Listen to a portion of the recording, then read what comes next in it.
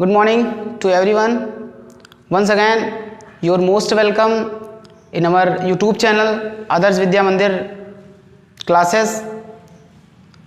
Today I am going to teach you an important topic, combination of simple sentences into one simple sentence by the use of participle.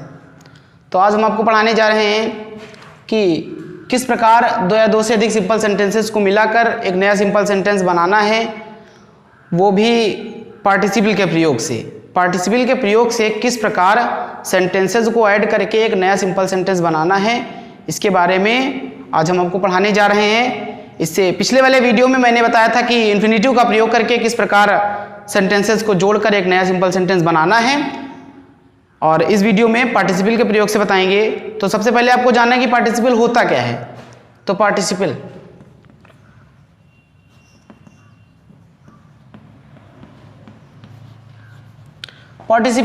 एक non finite verb है। Participle एक non finite verb है। Non finite verb है। Participle एक non finite verb है, और जो participle है वह वर्ब तथा एडजेक्टिव दोनों का कार्य करता है। वर्ब प्लस एडजेक्टिव दोनों का कार्य करता है। एक एग्जाम्पल की सहायता से हम आपको समझा रहे हैं। I found my stolen watch. I found my stolen watch, मैंने अपनी खोई हुई घड़ी पाई या मुझे अपनी खोई हुई घड़ी मिली। यहाँ पर जो फाउंड स्टोलन है, ये फाउंड सेकंड फॉर्म है फाइंड का, और जो स्टोलन है ये स्टील का थर्ड फॉर्म है, और यही हमारा पास्ट पार्टिसिपल है। तो जो स्टोलन है यह यहाँ पर पार्टिसिपल का भी वर्क कर रहा है, पार्टिसिपल भी है और एक वर्ब भी है, एक मेन वर्ब भी है। चूँकि मैंने पहले ही बता दिया कि यह स्टील मेन वर्ब का थर्ड फॉर्म है। स्टील एक मेन वर्ब है और यह एक एडजेक्टिव का भी वर्क कर रहा है, और वर्ब का तो कर ही रहा है। तो कुल मिलाकर पार्टिसिपल वर्ब प्लस एडजेक्टिव दोनों का कार्य करता है। अब आपको जानना है कि पार्टिसिपल कितने प्रकार का होता है। पार्टिसिपल 3 प्रकार का होता है। पहला होता है प्रेजेंट पार्टिसिपल।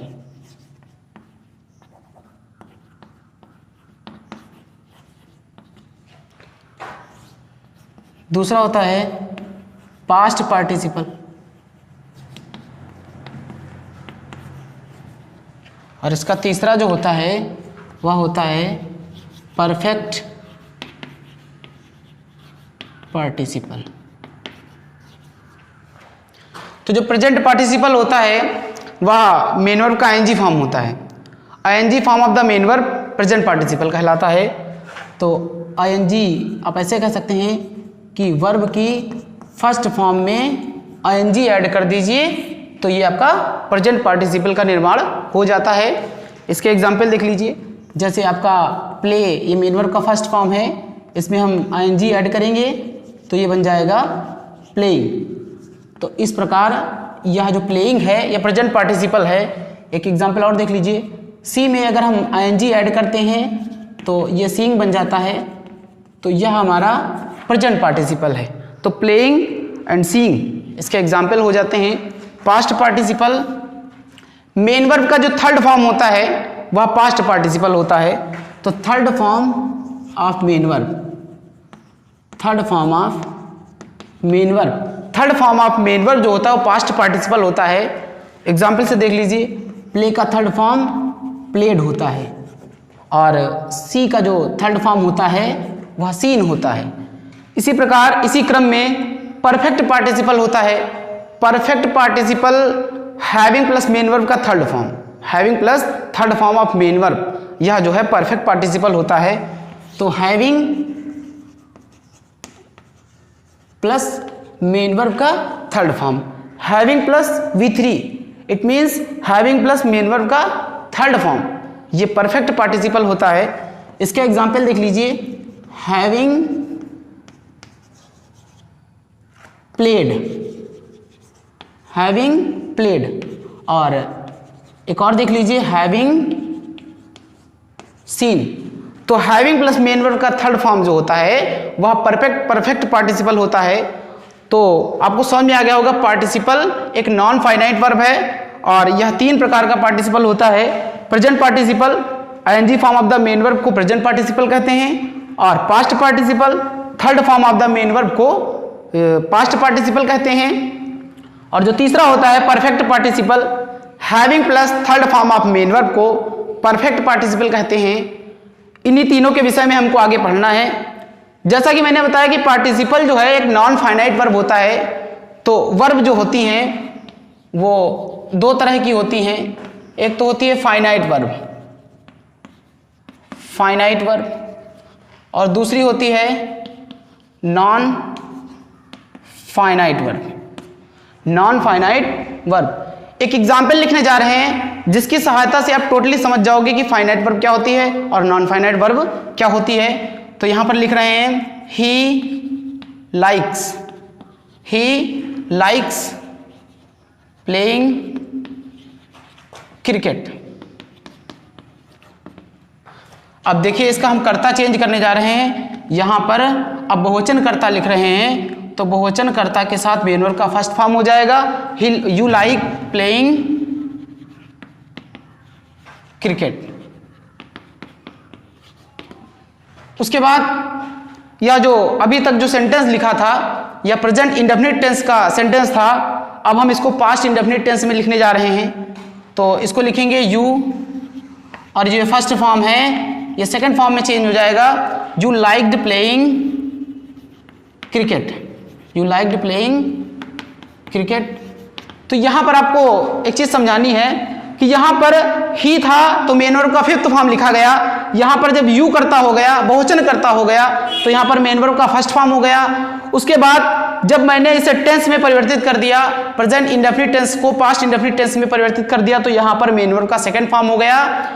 तो यहां पर लाइक जो मेन वर्ब है, लाइक मेन वर्ब सिचुएशन के अकॉर्डिंग चेंज हो रही है, और जबकि प्लेइंग वर्ब जो प्लेइंग मेन वर्ब है वह सिचुएशन के अकॉर्डिंग चेंज नहीं हो रही है। इसलिए जो प्लेइंग है वह एक नॉन फाइनाइट वर्ब है, और जो लाइक है वह एक फाइनाइट वर्ब है।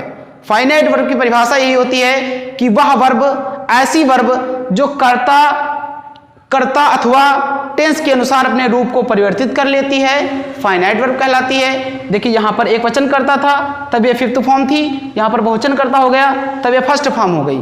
उसके बाद जब मैंने टेंस परिवर्तन कर दिया तो ये सेकंड फॉर्म में चेंज हो गई। तो वह वर्ब जो कर्ता तथा टेंस के अनुसार अपने रूप को परिवर्तित कर ले उसे फाइनाइट वर्ब कहते हैं। यहाँ पर आपको देखने को मिल रहा है कि लाइक जो वर्ब है, मेन वर्ब है, वह एक फाइनाइट वर्ब है, और नॉन फाइनाइट वर्ब एक ऐसी वर्ब होती है जो कर्ता तथा टेंस के अनुसार, सब्जेक्ट और टेंस के अनुसार अपने रूप को परिवर्तित नहीं करती है, उसे हम नॉन फाइनाइट वर्ब कहते हैं।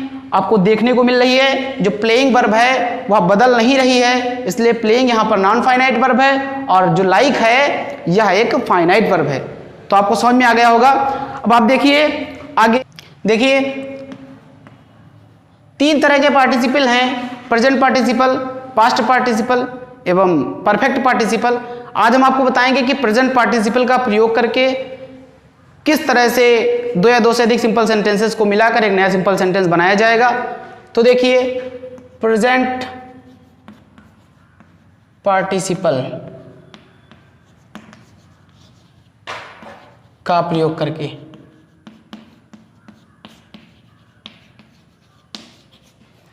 प्रेजेंट पार्टिसिपल का प्रयोग करके, जैसा कि आपको पता है कि वर्ब की फर्स्ट फॉर्म में आईएनजी ऐड करने से ये आपका जो है प्रेजेंट पार्टिसिपल बनता है, प्रेजेंट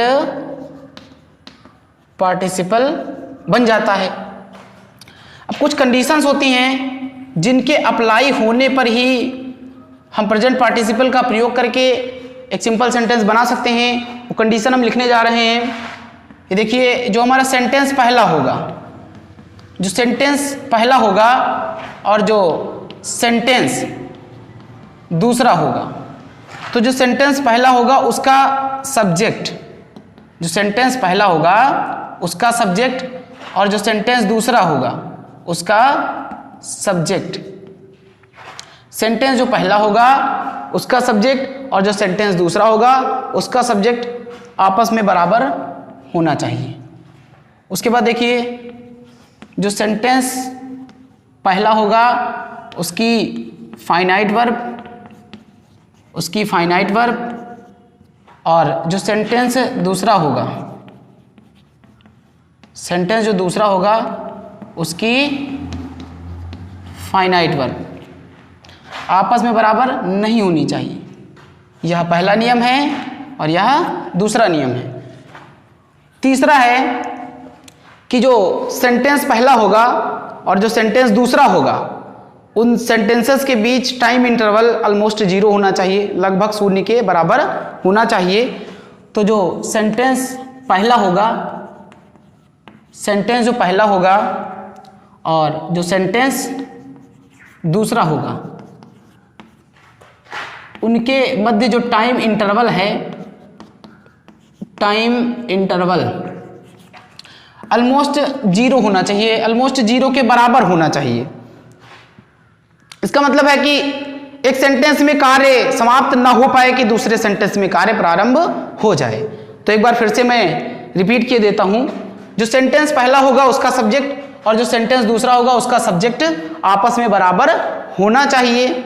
उसके बाद दूसरी कंडीशन है कि जो सेंटेंस पहला होगा और जो सेंटेंस दूसरा होगा दोनों की जो फाइनाइट वर्ब होंगी वह आपस में बराबर नहीं होनी चाहिए। उसके बाद मैंने बताया कि जो सेंटेंस पहला होगा और जो सेंटेंस दूसरा होगा उन सेंटेंसेस के बीच 3 सेंटेंस भी हो सकते हैं, तो सेंटेंसेस के बीच जो टाइम इंटरवल होगा वह ऑलमोस्ट 0 होना चाहिए, लगभग 0 के बराबर होना चाहिए।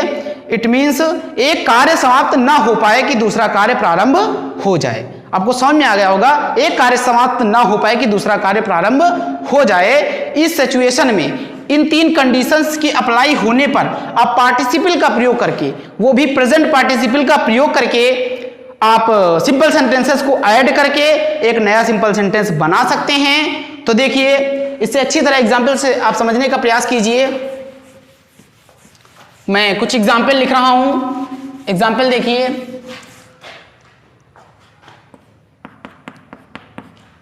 द पीपल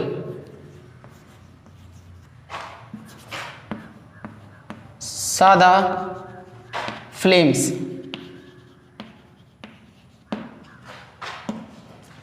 ये पहला सेंटेंस है और ये दूसरा सेंटेंस है। They ran towards, they ran towards the burning house.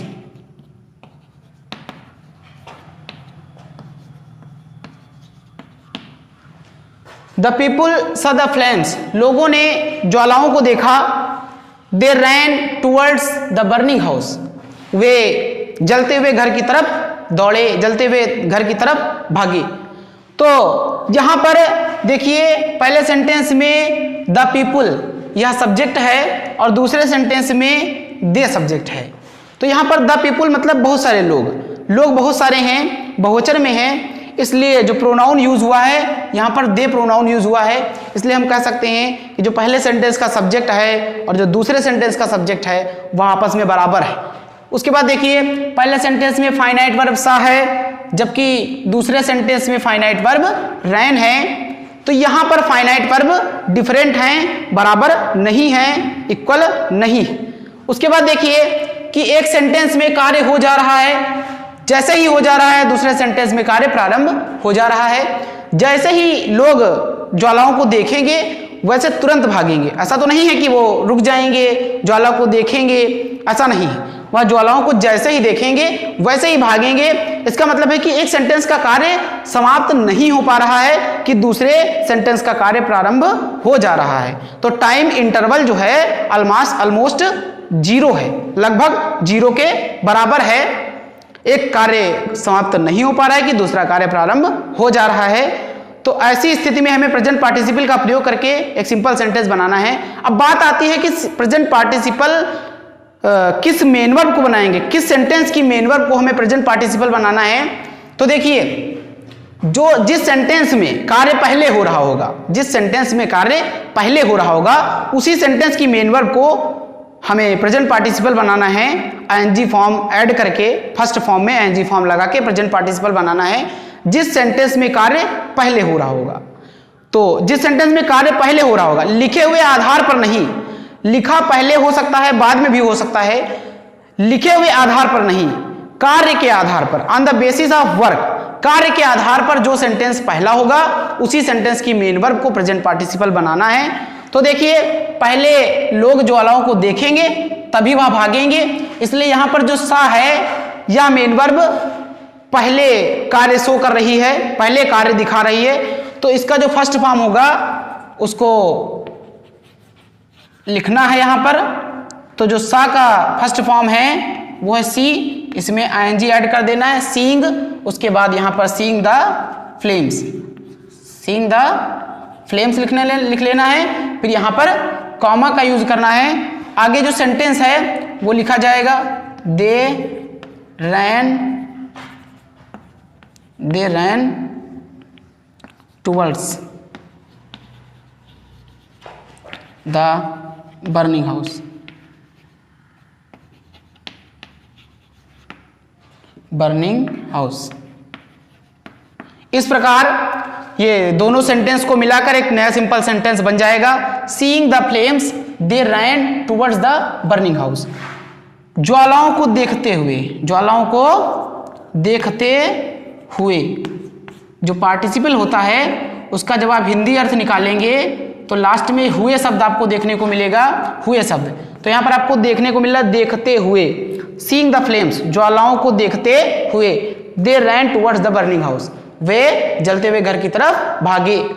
अगला एग्जाम्पल देखिए, अगला एग्जाम्पल है द मैजिशियन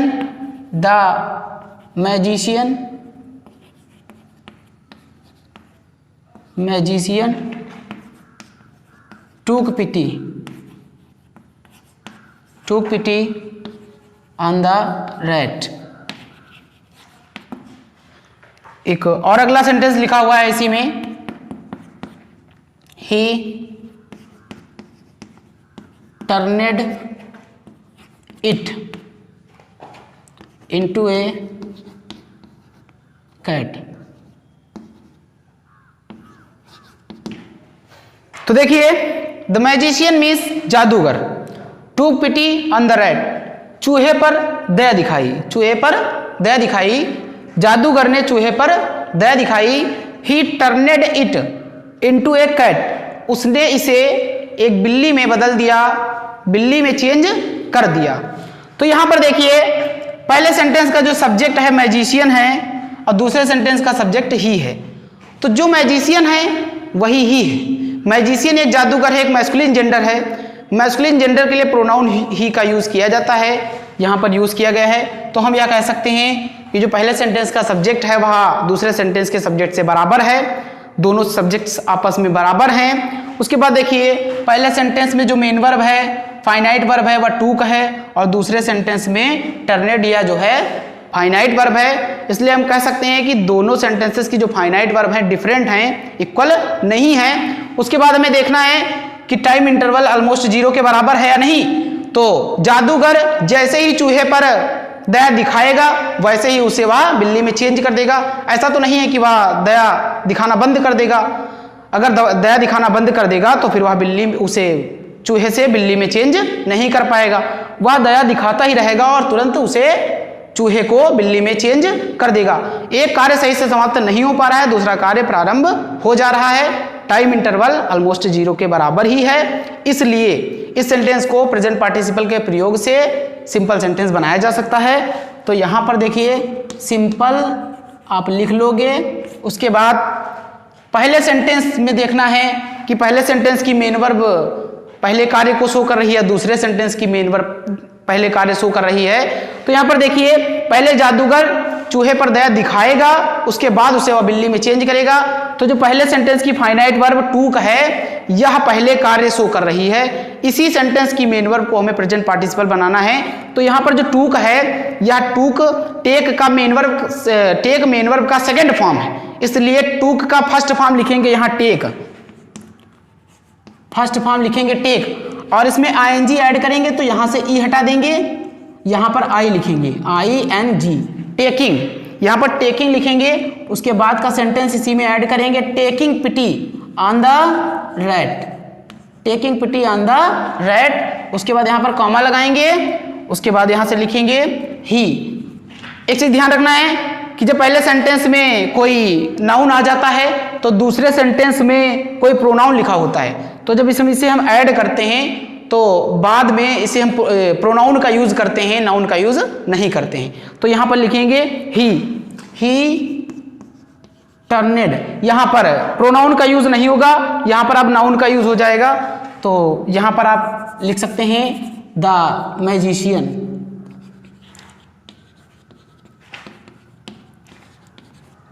तो यहां पर हो जाएगा taking pity on the rat. यहां पर पहले नाउन आ चुका है, बाद में प्रोनाउन आया हुआ है, इसलिए हम उस नाउन को लिख सकते हैं। तो यहां पर taking pity on the rat, the magician turned it into a cat. इस प्रकार इस सेंटेंस को चेंज कर लिया जाएगा। यह सेंटेंस सिंपल सेंटेंस बन चुका है।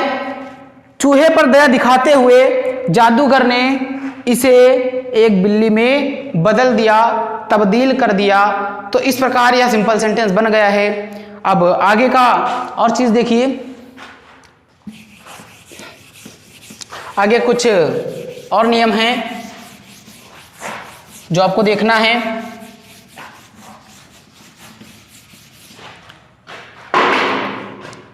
ये दूसरा नियम है, जो बी फॉर्म की हेल्पिंग वर्ब है, बी फॉर्म की helping verb is, am, are, is, am, are, was, were, ये 5 बी फॉर्म की हेल्पिंग वर्ब होती हैं।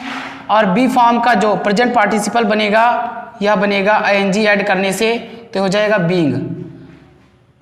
तो नियम यह है कि यदि किसी सेंटेंस में बी फॉर्म की कोई भी helping verb is, am, are, was, were में से कोई भी हेल्पिंग वर्ब मेन वर्ब का कार्य कर रही हो, इट मीन्स उस सेंटेंस में मेन वर्ब हो ही ना, यह हेल्पिंग वर्ब मेन वर्ब का काम कर रही हो, तो उस स्थिति में, उस सिचुएशन में आपको बीइंग का यूज करना है, बीइंग प्रेजेंट पार्टिसिपल का यूज करना है। तो देखिए अच्छी तरह समझिए एग्जाम्पल से, ही इज इल, ही इज इल, यह पहला सेंटेंस लिखा हुआ है। दूसरा सेंटेंस है he can not go to school, he is ill, वह बीमार है, he can not go to school, वह स्कूल नहीं जा सकता। तो यहां पर देखिए, जो पहले सेंटेंस का सब्जेक्ट है ही और दूसरे सेंटेंस का सब्जेक्ट है ही, तो दोनों सेंटेंसेस के जो सब्जेक्ट्स हैं आपस में समान हैं, बराबर हैं। उसके बाद देखिए, पहले सेंटेंस में जो इज हेल्पिंग वर्ब है, यह बी फॉर्म की हेल्पिंग वर्ब है और यह मेन वर्ब का कार्य कर रही है, क्योंकि इस सेंटेंस में कोई भी मेन वर्ब नहीं है, इसलिए यह हेल्पिंग वर्ब मेन वर्ब का काम कर रही है। इसलिए इस सेंटेंस को जब इसे बदला जाएगा सिंपल सेंटेंस में, तो वहां पर पार्टिसिपल, प्रेजेंट पार्टिसिपल बीइंग का यूज किया जाएगा। तो देखिए,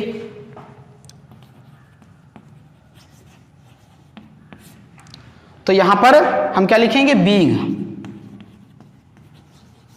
इल, बीइंग इल। उसके बाद यहां पर कॉमा लगाएंगे और उसके बाद लिखेंगे he can not go to school. इस प्रकार यह सेंटेंस भी प्रेजेंट पार्टिसिपल के प्रयोग से एक सिंपल सेंटेंस बन गया है। यह दोनों सेंटेंस एक सिंपल सेंटेंस में चेंज हो गए हैं। उसके बाद देखिए एक और एग्जाम्पल, ही वॉज हंग्री। दूसरा सेंटेंस है ही took his food। तो देखिए सिंपल सेंटेंस बनाना है हमें।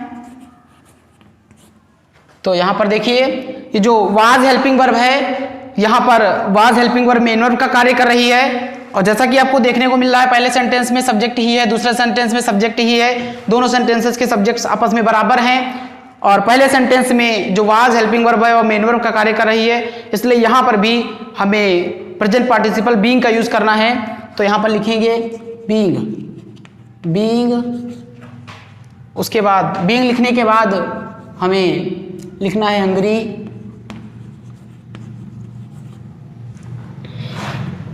उसके बाद ही टूक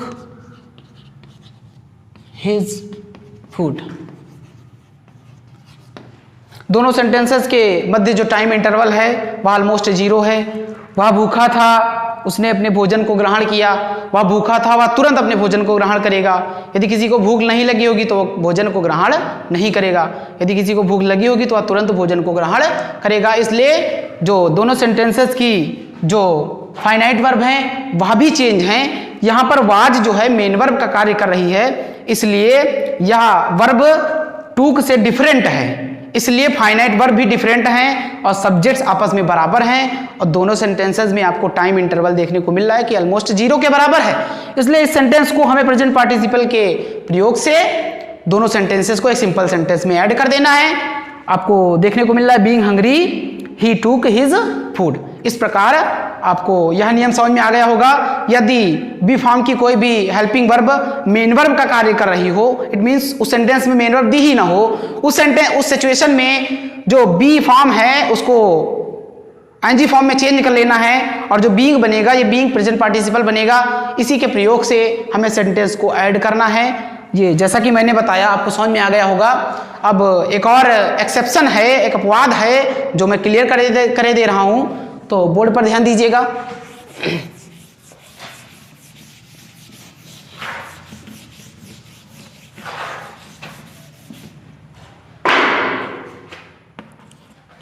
जो सेंटेंस पहला होगा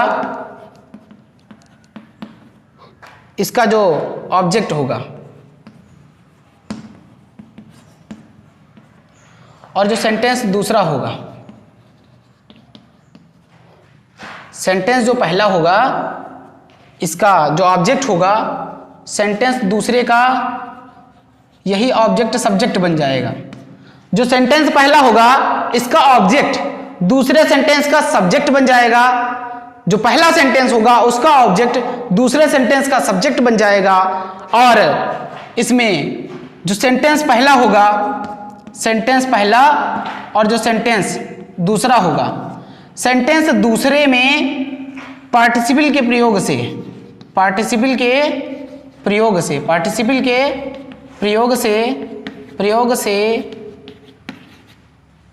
कुछ बातें बताई गई होंगी। तो देखिए सेंटेंस जो पहला होगा और सेंटेंस दूसरा होगा, तो जो सेंटेंस दूसरा होगा उस सेंटेंस में प्रेजेंट पार्टिसिपल के प्रयोग से कुछ बातें बताई गई होंगी। जो सेंटेंस पहला होगा उसका ऑब्जेक्ट और जो सेंटेंस दूसरा होगा उसका सब्जेक्ट होगा। जो पहला सेंटेंस का ऑब्जेक्ट होगा वही दूसरे सेंटेंस का सब्जेक्ट होगा। और जो सेंटेंस दूसरा होगा उसमें प्रेजेंट पार्टिसिपल के प्रयोग से कुछ बातें बताई गई होंगी। तो उस तरह के सेंटेंस को हमें किस प्रकार एक सिंपल सेंटेंस में चेंज करना है तो देख लीजिए। मैं एग्जांपल लिख रहा हूं, आई सा ए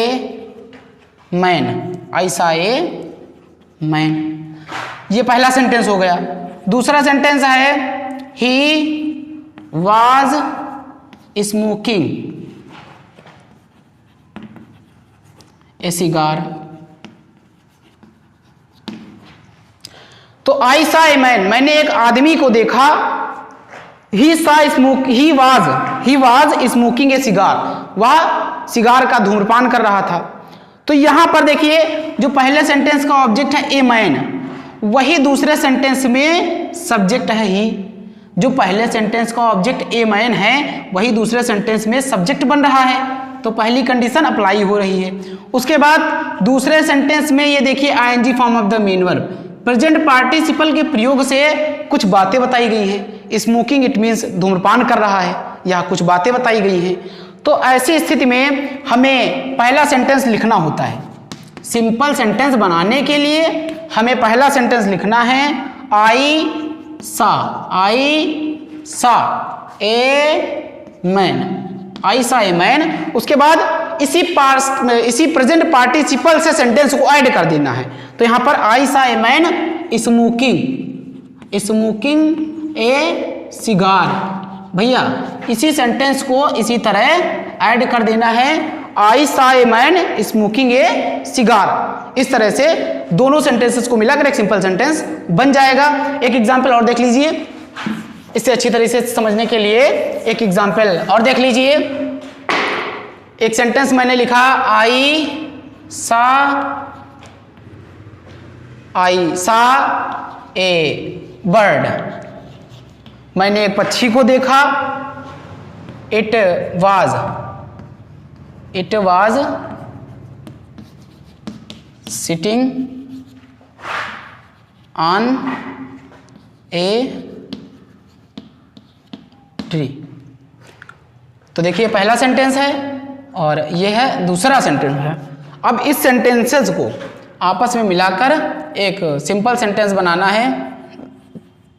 तो यहां से हम लाइन खींचे दे रहे हैं।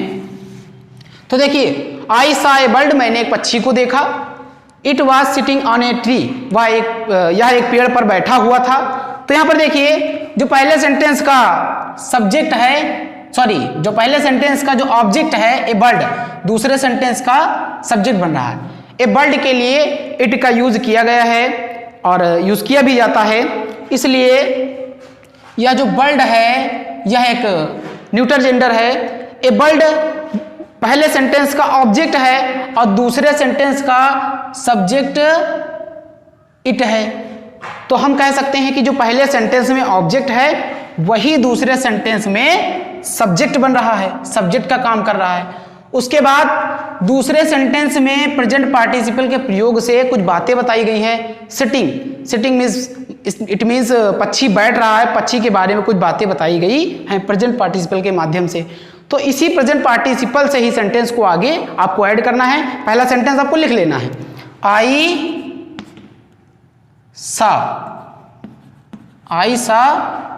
A man, I saw a bird, I saw a bird. उसके बाद इसी प्रेजेंट पार्टिसिपल, जिस प्रेजेंट पार्टिसिपल के द्वारा कुछ बातें बताई गई हैं, उसी प्रेजेंट पार्टिसिपल को इसी में ऐड कर देना है, सिटिंग ऑन ए ट्री। तो भैया इस प्रकार इस सेंटेंस को हम दोनों सेंटेंसेस को हम एक सिंपल सेंटेंस बना लेंगे, I saw a bird sitting on a tree. इस tariके से दोनों सेंटेंसेस को मिलाकर एक नया सिंपल सेंटेंस बना लिया जाएगा।